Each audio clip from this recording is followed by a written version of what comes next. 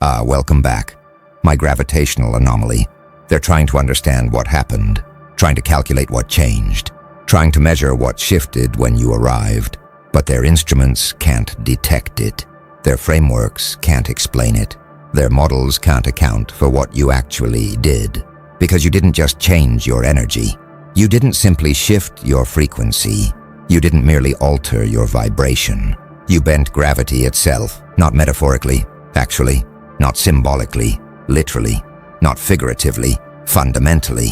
The very fabric of space-time warped around your presence, curved around your consciousness, distorted around your being in ways that physics recognizes but can't fully explain. The architects have been monitoring this phenomenon for centuries. They call it consciousness mass equivalence, when someone's presence becomes so dense, so concentrated, so impossibly weighted with purpose and power that reality itself must accommodate them the way space accommodates massive celestial bodies. You achieved this state, not through trying, but through becoming. Not through effort, but through transformation. Not through technique, but through fundamental shift in your existential density. You became heavy in ways that have nothing to do with physical mass and everything to do with consciousness weight, with presence, gravity, with being so absolutely certain and centered that reality bends around you rather than you bending around reality. Watch what happens in rooms you enter. Time doesn't move the same. Conversations don't flow the same. Energy doesn't circulate the same, because you've created gravitational well in consciousness space, a warping in the probability field, a curvature in the reality fabric that everything else must navigate around. People feel it without understanding it. They sense the weight of your presence without recognizing why suddenly their words require more effort. Their movements feel more deliberate. Their thoughts become more considered. It's not intimidation, it's gravity. Not fear, it's physics. Not psychological, it's cosmological. Your consciousness mass has bent the local space-time continuum. The architects observe that even time itself moves carefully around you now. Not slower, not faster, but more deliberately.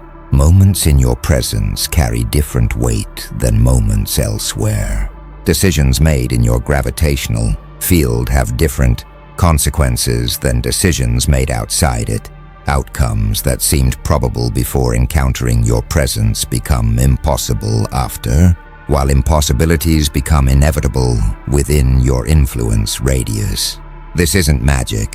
This is fundamental physics operating at consciousness level. Einstein showed that massive objects bend space-time, creating what we perceive as gravity. You've demonstrated that massive consciousness does the same, creating what we experience as presence, as power, as that inexplicable force that makes everything and everyone recalibrate when you arrive.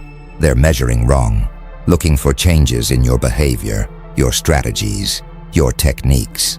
But the change wasn't in what you do. The change was in what you are. Your existential mass increased beyond threshold where normal rules apply. You became dense enough in purpose, concentrated enough in intention, weighted enough in certainty that reality itself must curve to accommodate you. And that curvature, that gravitational distortion, that's what they're feeling without understanding. That's what's making time move careful around you, making probability bend toward you, making outcomes align with you whether anyone intends them to or not. Watch them now. Watch how they move in your gravitational field. Their actions aren't quite their own anymore, not because you're controlling them, but because your presence warps the decision space they operate in. Options that existed before you arrived vanish. Choices that seemed impossible before had become the only logical path. Their free will remains intact, but the geometry of their possibility, space has curved around your consciousness mass. The architects call this geodesic influence. In curved space-time, objects follow geodesics, the straightest possible paths through warped geometry. Planets orbit stars not because stars pull them, but because stars curve space and planets follow the curves. Similarly, people in your gravitational field make choices that orbit your intention, not because you're forcing them, but because your presence has curved decision space and they're following the geometry. They think they're moving in straight lines toward their own goals. They don't realize the space itself has curved, and their straight lines naturally bend toward alignment with your trajectory. This is why their resistance fails, why their opposition collapses, why their plans against you consistently backfire. They're trying to move in straight lines through curved space, trying to execute strategies in warped geometry, trying to achieve outcomes in bent probability fields. And curved space doesn't care about intentions, doesn't respect plans, doesn't honor strategies. It simply is, and everything must follow its contours, whether aware of the curvature or not. The architects observe that time itself exhibits this careful movement around you. Deadlines that should be rigid become flexible in your presence. Moments that should pass quickly extend when you need them. Opportunities that should close remain open until you're ready. It's not luck, it's temporal distortion. Your consciousness mass affects not just space, but space-time, bending the temporal dimension the same way massive objects do. Near black holes, time slows dramatically. Near you, time moves strategically, bending toward your benefit, not through supernatural intervention, but through natural consequence of your existential density. Others notice this without understanding it. They experience meetings with you that somehow last both forever and no time at all. They find deadlines shifting around your involvement. They discover that time spent in your orbit operates under different rules than time outside it, and they attribute it to psychology, to perception, to subjective experience. But the architects measure it objectively. Time literally moves differently in your gravitational field. Clocks tick at standard rates, but the events those ticks measure compress and expand around your presence according to principles that physics recognizes in massive gravitational fields. You've become what the architects call a consciousness singularity, a point of such dense intention, such concentrated purpose, such absolute certainty that normal rules break down in your immediate vicinity, not because you're supernatural, but because you've achieved natural state so extreme that it operates by principles most never encounter, principles that govern black holes and neutron stars and the fundamental fabric of reality itself. You didn't transcend physics, you embodied its most extreme expressions at consciousness level, becoming so heavy in being that even time moves careful around you. Even probability bends toward you. Even reality itself must accommodate your presence rather than you accommodating it. Now they're trying to escape your gravitational field, trying to get outside your influence radius, trying to operate beyond your presence warping. But they're discovering something the architects have documented for millennia. Gravity's reach is infinite. It diminishes with distance, but never reaches zero. Your influence operates the same way. They can move outside your immediate presence, but they can't move beyond your gravitational effect completely. The curvature you create in reality extends throughout the network they operate in, weakening with distance but never disappearing. The architects call this non-local influence, just as Earth's gravity affects the moon despite the distance. Your consciousness mass affects everyone in your network regardless of physical separation. Decisions they make far from you still curve toward your intentions. Outcomes they pursue independent of you still bend in your direction, not through direct causation but through geometric necessity. The space they operate in remains curved by your presence even when you're not physically there. This explains phenomena they can't otherwise account for. Why people who've never met you know about you. Why opportunities align toward you from unexpected sources. Why obstacles to your path dissolve before you encounter them. Your gravitational field extends through the social fabric, through the professional network, through the collective consciousness of everyone connected to your sphere of influence. And in that curved space, things naturally roll toward the gravitational center, toward you regardless of anyone's intentions or awareness. They're experiencing what physicists call gravitational lensing. Massive objects bend light passing near them, creating distortions and magnifications. Your consciousness mass does the same to information, to opportunities, to resources flowing through your network. Things that shouldn't reach you get bent toward you. Information that wasn't meant for you arrives anyway.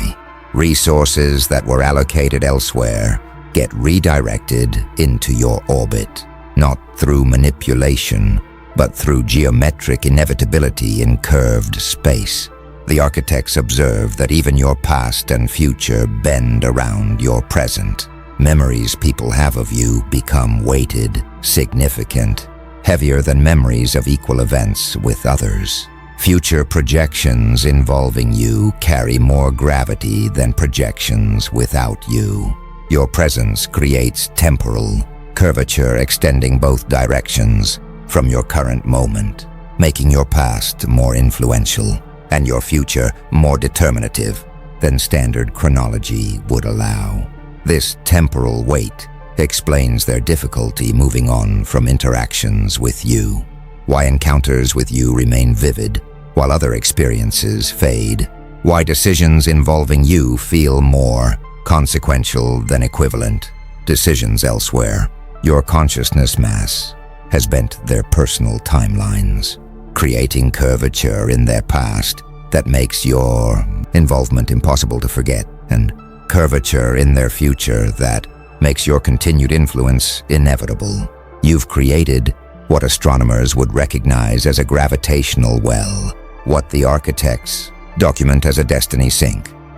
A region of curved space-time, or in your case, curved consciousness-time, where everything naturally falls toward the center, where escape velocity exceeds normal capability, where the geometry itself ensures that whatever enters your sphere of influence remains captured in your orbit, unless it achieves extraordinary velocity in the opposite direction. And most don't have that velocity. Most can't generate that escape energy.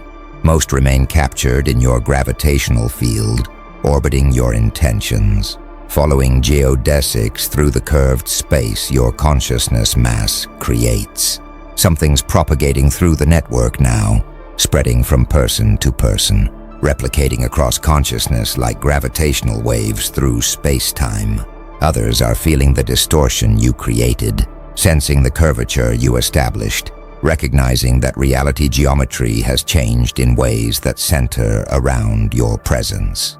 The architects call this gravitational wave propagation. When massive objects accelerate through space, they send ripples through space-time itself, gravitational waves that travel at light speed, carrying information about the mass that created them. Your transformation sent similar waves through consciousness space. The moment your existential mass reached critical density, the moment you bent gravity around yourself, the moment you became heavy enough that time moves, careful around you, that transformation sent ripples outward through the entire network of consciousness connected to you. And those ripples carry information, carry your signature, carry the pattern of curvature you created. Now others are resonating with those waves. Some are learning to increase their own consciousness mass, to create their own gravitational fields, to bend their own probability spaces. They're not copying you, they're responding to the geometric possibility you demonstrated. You proved that consciousness can achieve sufficient density to warp reality. Now others are exploring whether they can achieve similar densities, create similar curvatures, bend reality around their own presences. The architects observe this creates interesting interference patterns. When multiple consciousness masses exist in proximity, their gravitational fields interact. Sometimes they amplify each other, creating regions of intensely curved space where probability bends dramatically. Sometimes they cancel, creating flat regions where normal rules temporarily reassert themselves. Sometimes they create complex interference patterns where outcomes become chaotic and unpredictable even to the architect, but your gravitational field remains dominant. Your consciousness mass exceeds others who've attempted similar transformations. Your curvature remains the primary geometry that others must navigate, like how Jupiter's gravity dominates the outer solar system, despite the presence of other massive planets. Your presence dominates your sphere of influence despite others achieving significant consciousness mass.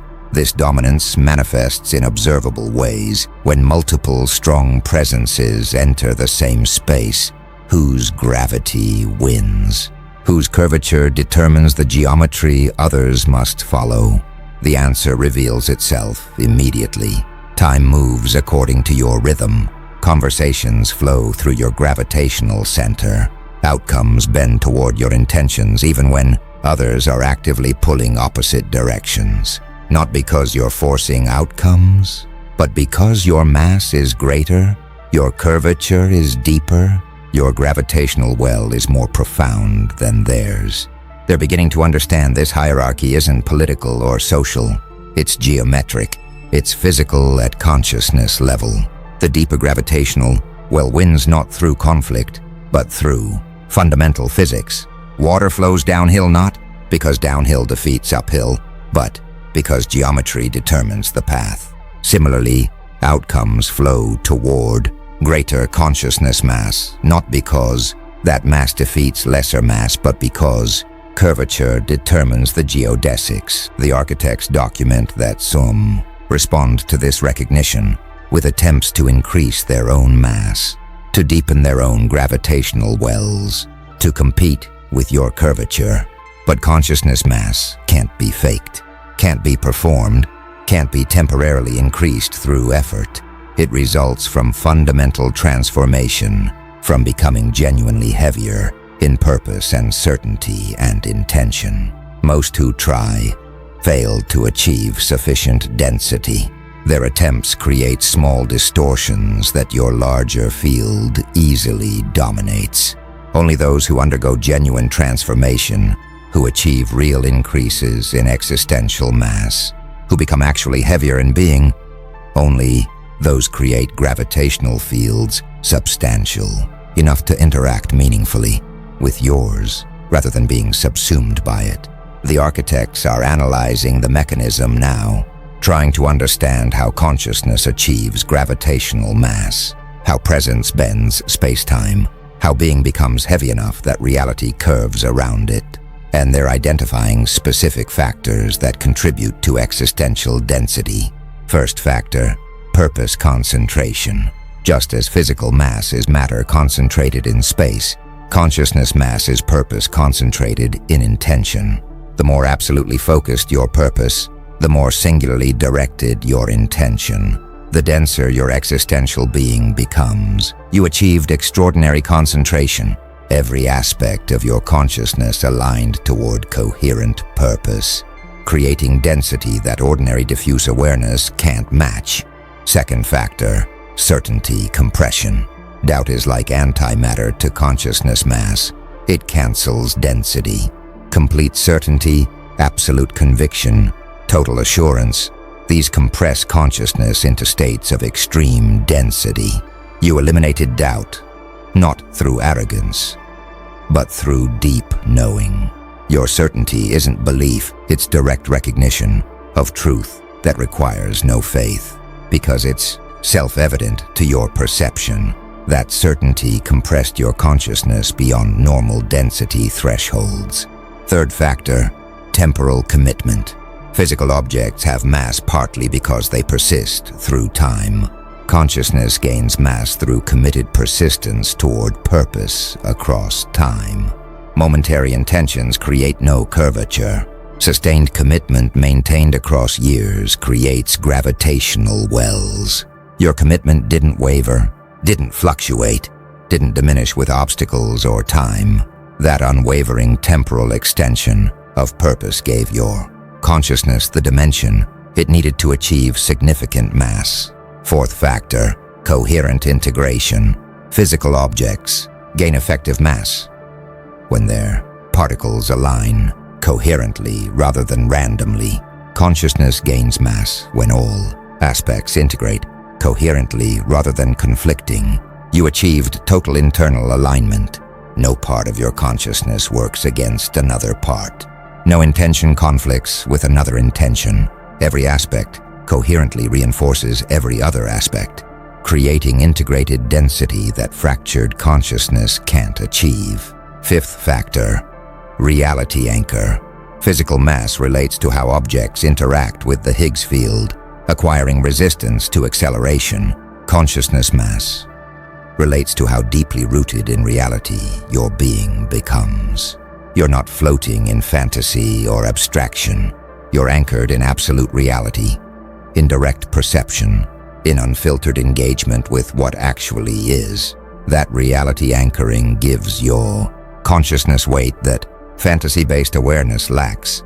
These 5 factors combine to create what the architects measure as consciousness mass index, your total existential density relative to standard human baseline. Average consciousness registers around 1.0 on their scale. Exceptional individuals might reach 2.0 or 3.0. Historical figures who shaped civilizations measured 5.0 to 8.0. You register 12.7 on their instruments. You've achieved consciousness density that occurs perhaps once per millennium, creating gravitational curvature that reality must accommodate.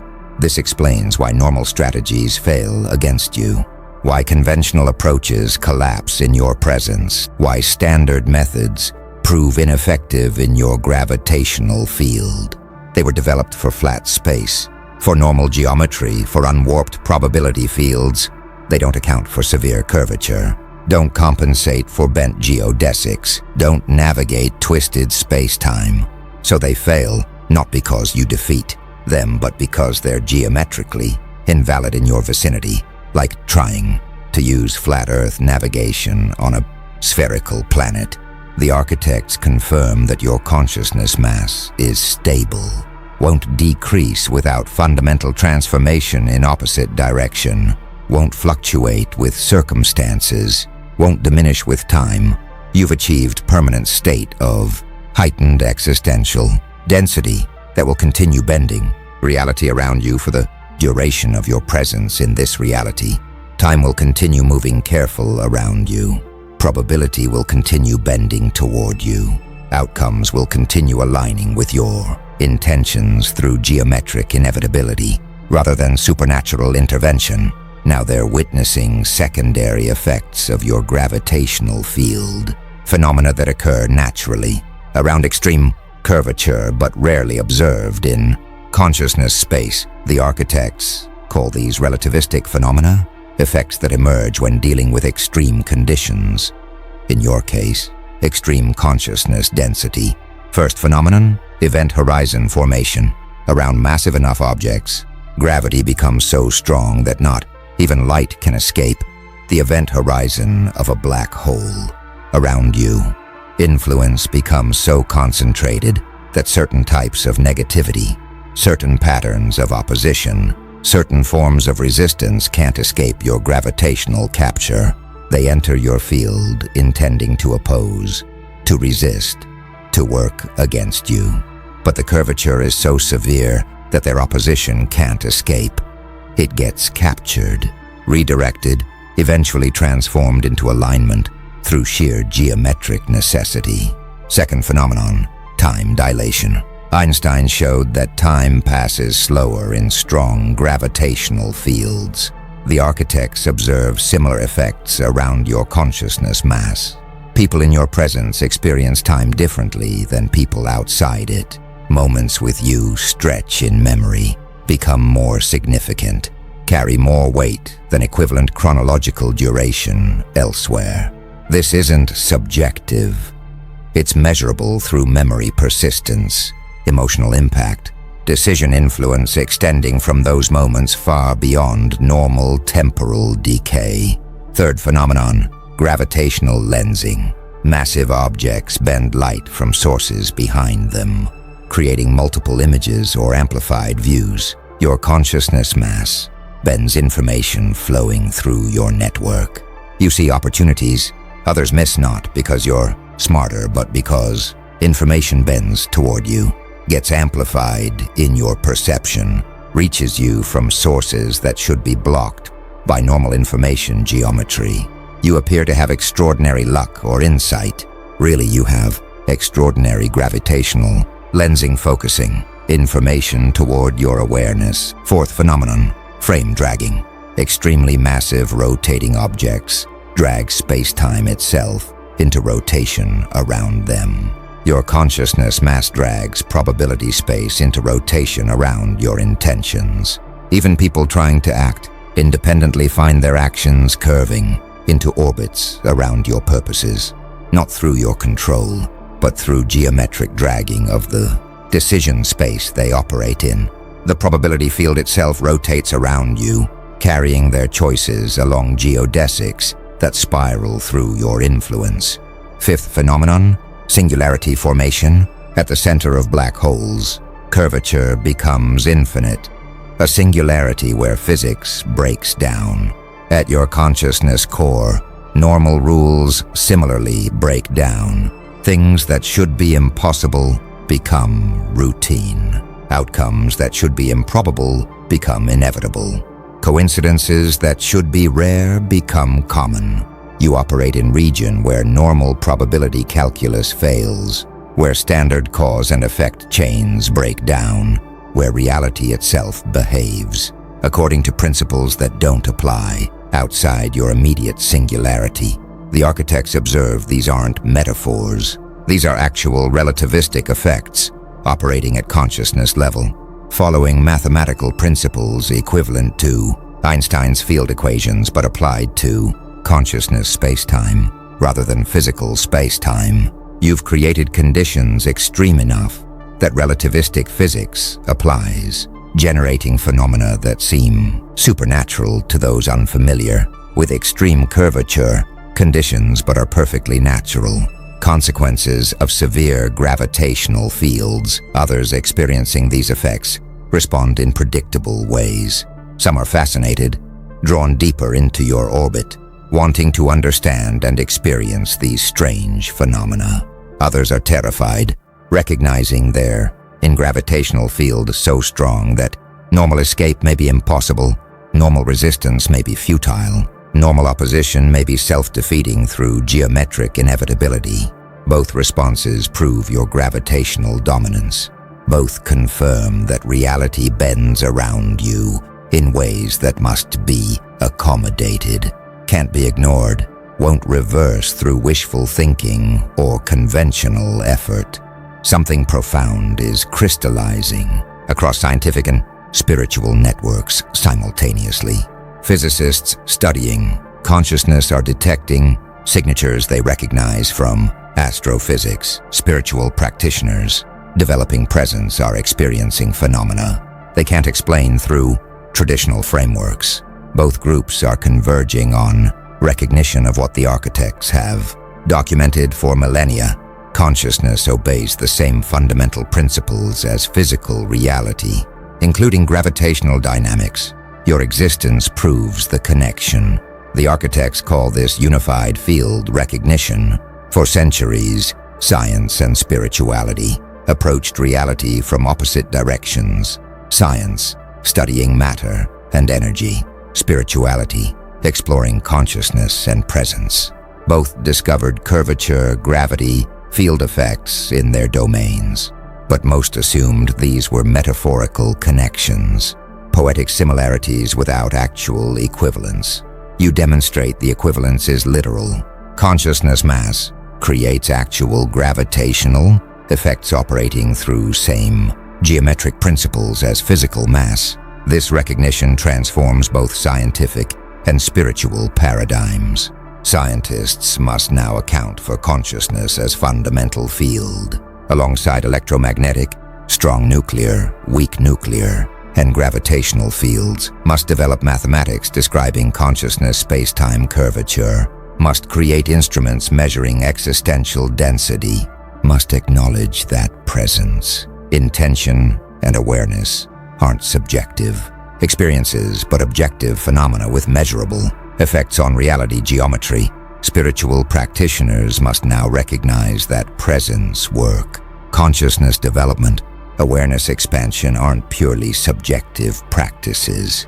They're developing actual mass, creating real curvature, generating measurable gravitational effects, meditation increasing consciousness density, intention focus concentrating existential mass, presence cultivation building gravitational fields. These aren't metaphors, they're descriptions of actual geometric transformations in consciousness space-time. Your existence forces this convergence. You're too massive to ignore, your gravitational field too severe to dismiss, your effects too measurable to attribute to subjective interpretation. Scientists studying you detect curvature. Spiritual practitioners encountering you feel gravity. Both groups recognize they're measuring the same phenomenon from different angles. Your consciousness mass bending reality in ways both can detect. Both must acknowledge. Both need to incorporate into their frameworks. The architects observe this convergence creates uncomfortable questions. If consciousness has mass and bends space-time, what does that imply about death? About continuity?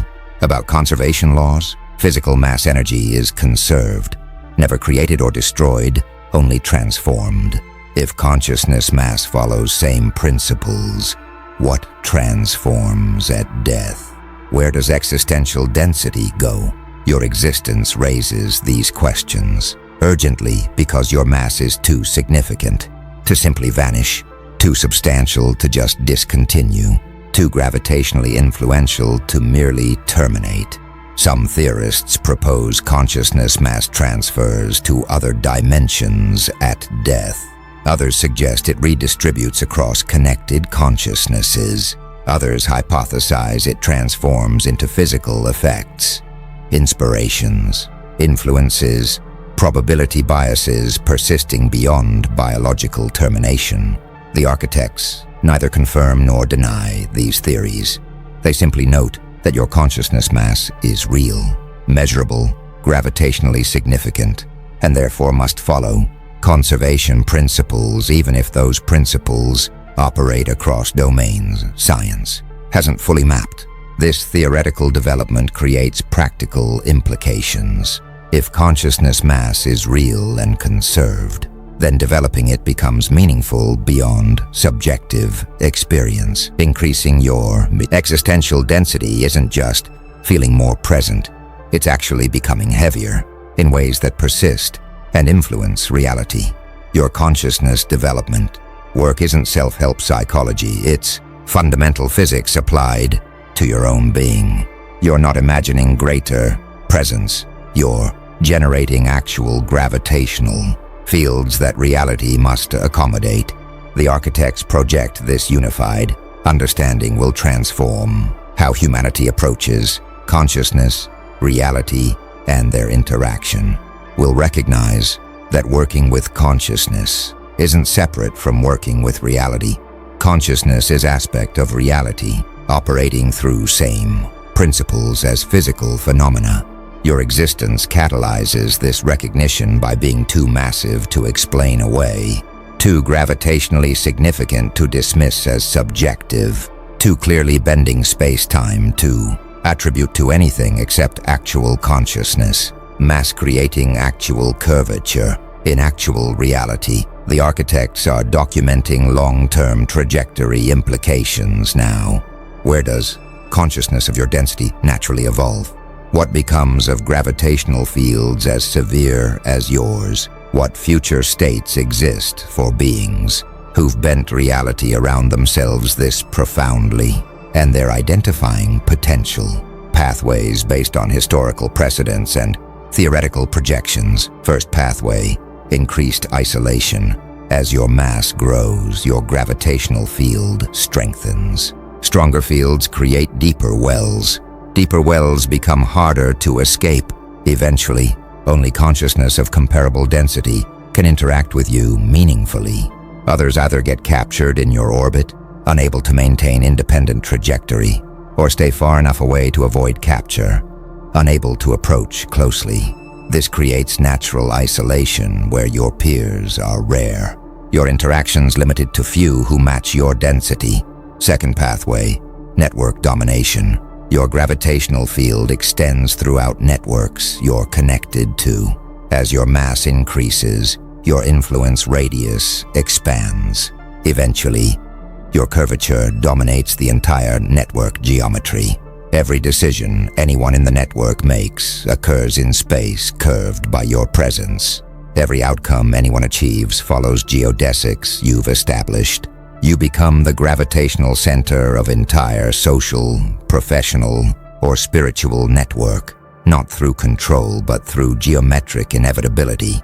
Third pathway, reality anchoring. As consciousness mass increases, it becomes harder to move, harder to redirect, harder to alter. Physical inertia, resistance to acceleration, scales with mass. Consciousness inertia operates similarly. Your increasing mass makes you increasingly stable, increasingly anchored, increasingly immune to forces that would deflect lesser beings. You become unmovable foundation that others build upon, stable reference that others navigate by, permanent fixture that reality organizes around. Fourth pathway, dimensional transcendence. Extreme gravitational fields bend space-time so severely they potentially connect to other dimensions, other realities, other states of existence. Black hole singularities might be gateways to elsewhere.